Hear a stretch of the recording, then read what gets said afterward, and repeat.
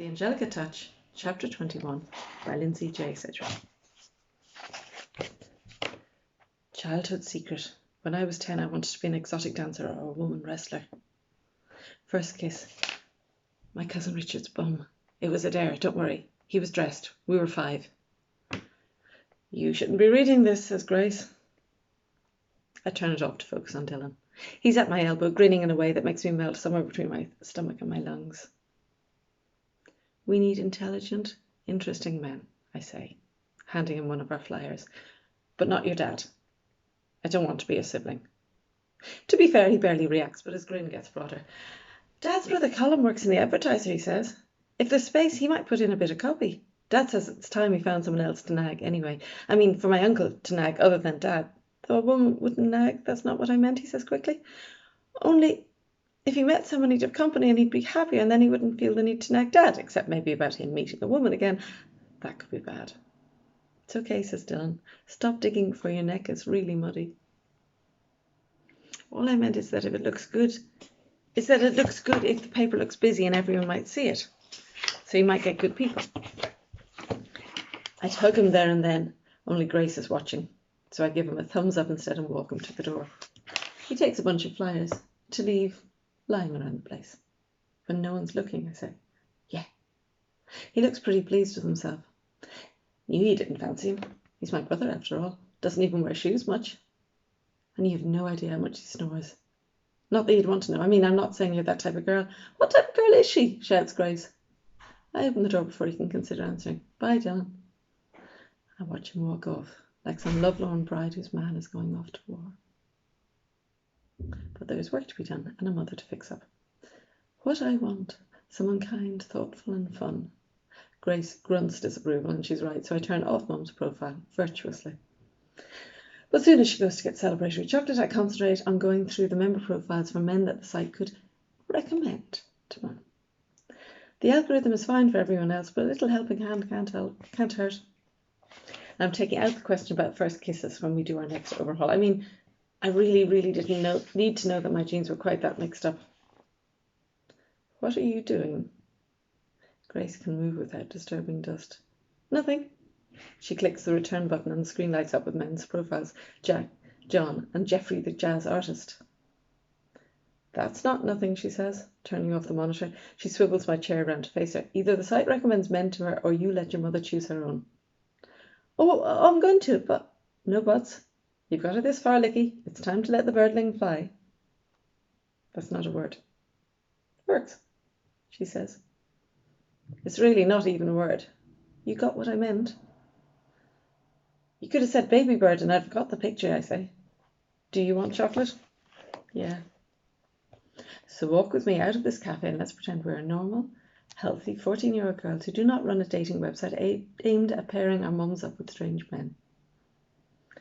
For chocolate, I will do many things. I will even stand in drizzling rain by the war memorials, trading snipes about school until my hair frizzes up like a wall of tangled thread.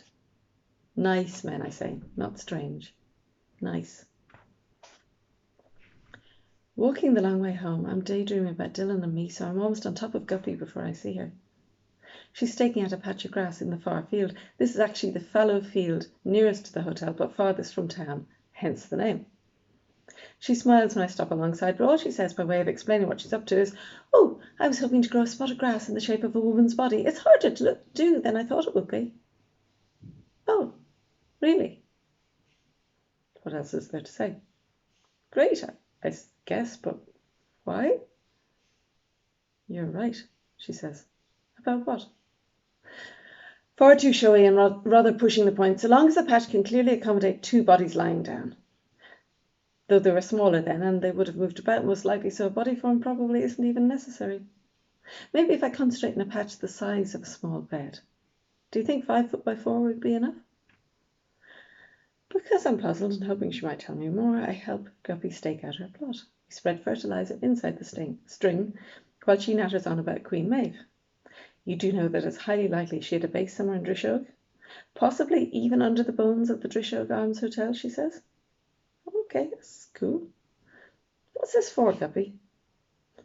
When I was wee. Guess we're always reporting the ghost of a wild-looking woman with red hair, not unlike yours, I imagine. Which brings me to my next point, says Guppy. What are you doing Saturday fortnight about me? Mum's making up the honeymoon suite when I get home, for Americans due from Dublin. We think they're both men. It's hard to tell from their names. I catch the side of the undersheet and tuck it in. My hospital corners are wicked, but I still think elasticated sheets and duvets would be easier. Chris sticks his nose in to mention the Valentine's ball again. You said we needed a fundraiser, Molly. Given the recession has eaten away more of our clientele than you expected. Mum grunts something about the work involved and the necessary outlay. I'm not sure he understands that maybe he was born under a wishing star. I've ordered some decorations, he says, just in case. I wait until he's gone. Mum, about Dad. Jeremy was 6'3", she says, 3 years younger than me, very impulsive, always deciding to do things on the spur of the moment. He was the one who introduced me to surfing.